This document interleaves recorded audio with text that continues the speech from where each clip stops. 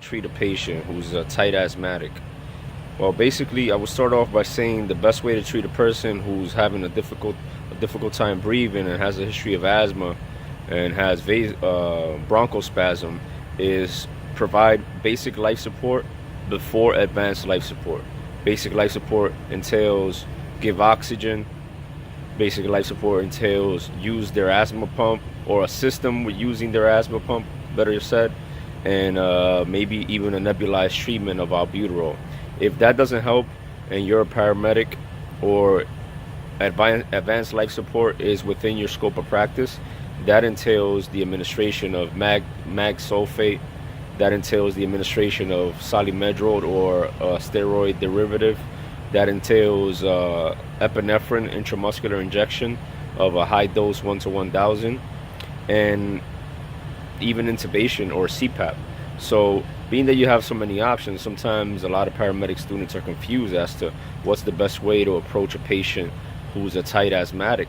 I would say in general, you should always treat every patient BLS before ALS, basic life support before advanced life support. But this is not a one-size-fits-all type of situation, because you have some patients that you will have to skip directly to intubation because they're so tight. When I say tight, I mean they're having such a hard time breathing.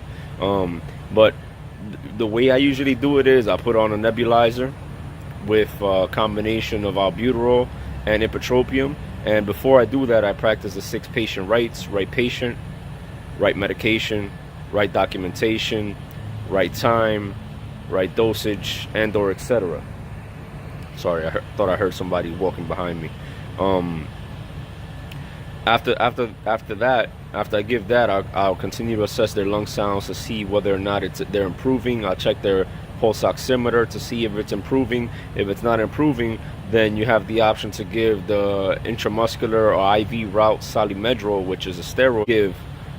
I would give the Solimedrol knowing that it's going to start working minutes later, not immediately. If I need immediate relief for this patient, then I'll opt out to do the magnesium sulfate drip, which is in the New York City protocol is diluted within 50 to 100 cc's of normal saline, and you put 2 grams in it over 10 to 20 minutes, if I'm not mistaken.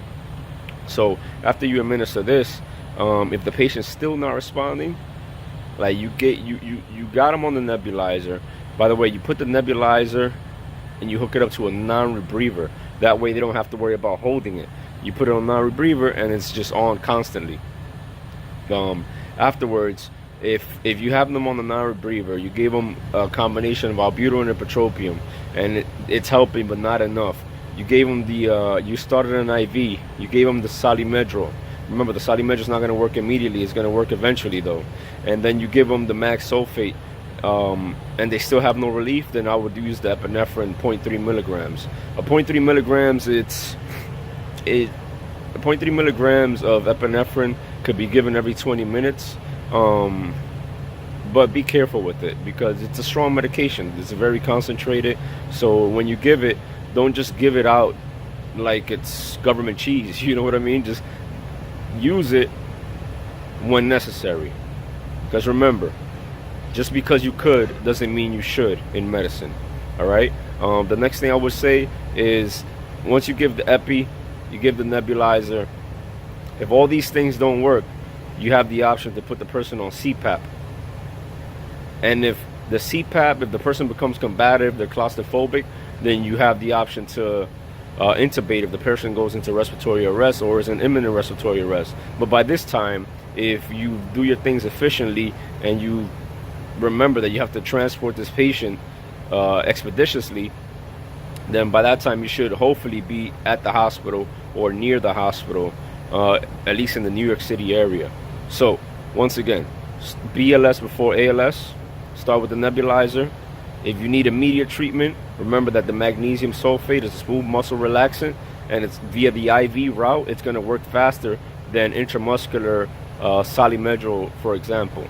The Solimedrol doesn't have an immediate onset of action, but the magnesium sulfate does, and so does the epinephrine. So it all depends on how the person is presenting, but I would always say treat these patients BLS before ALS. And for all you EMTs and paramedics out there, this is a bread and butter for us. Like, I can't remember how many patients I've had with being tight asthmatics, acute pulmonary edema, and or etc. These calls are very common, so you got to be sure that you do the right thing for these patients, because you're going to get them all the time.